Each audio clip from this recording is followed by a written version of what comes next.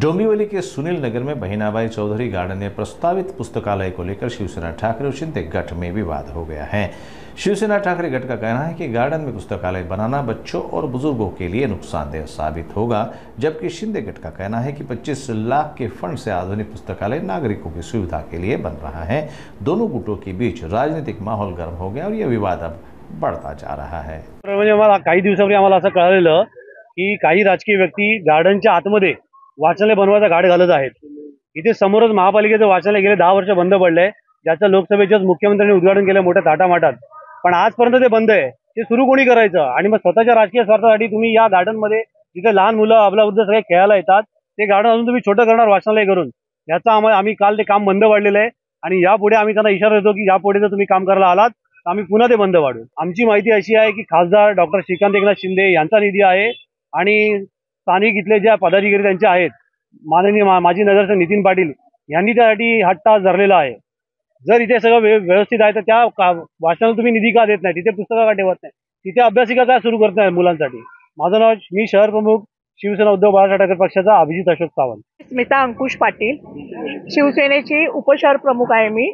आणि आज कित्येक वर्ष आम्ही या गार्डनला आमच्या मुलांपासून आमच्या नातवंडांपर्यंत आम्ही इथे रोज येतो, पण असं ऐकायला आलं का इथे ग्रंथालय चालू करते, तर त्याला पूर्ण आमच्या सुनील नगर रहिवाशांचा विरोध आहे।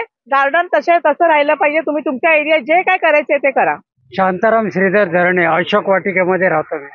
म्हणणं एवढंच आहे, इथे मुलाबाळांसकट आनंद लुटायला येतात, तिथे ह्या जाहिरातबाजी हा काय प्रकार आहे? हे म्हणजे तुम्ही तुमची बुद्धी गहाण टाकली असा त्याचा अर्थ होतो, समजलं ना? ही टाकून देऊ नये।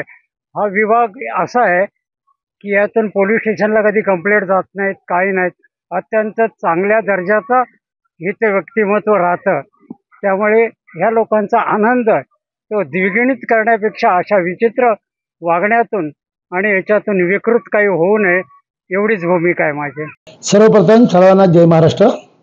आणि पहिली गोष्ट की त्या गार्डनमध्ये कोणताही वॉकवे आम्ही तोडत नाही। त्या गार्डनची पूर्ण पाहणी महापालिकेचे अधिकारी आम्ही सगळ्यांनी केली। वॉकवे वगैरे अबाधित ठेवून जी वेस्टेज जागा आहे तिथे नागरिकांना बसायला, म्हणजे ज्येष्ठ नागरिकांना बसायला तिथे जागा, तिथे त्यांचं ग्रंथालय असेल, वाचनालय असेल, त्यांच्यासाठी करमणुकीसाठी TV असेल, वातानुकूलित असं ते ग्रंथालय असेल। आणि हे करण्याच्या आधी त्या तिथल्या नागरिकांची आम्ही भेट घेतली। आज आम्ही बघतोय की ती रस्त्यावर तिथे नागरिक बसलेले आहेत। तर त्याची मागणी मी खासदारांकडे केली। खासदारांनी 25 लाख रुपये निधी त्या ग्रंथालयाला दिली आणि आता तिथे एक सगळं सुसज्ज असं अत्याधुनिक ग्रंथालय तिथे उभं राहतंय।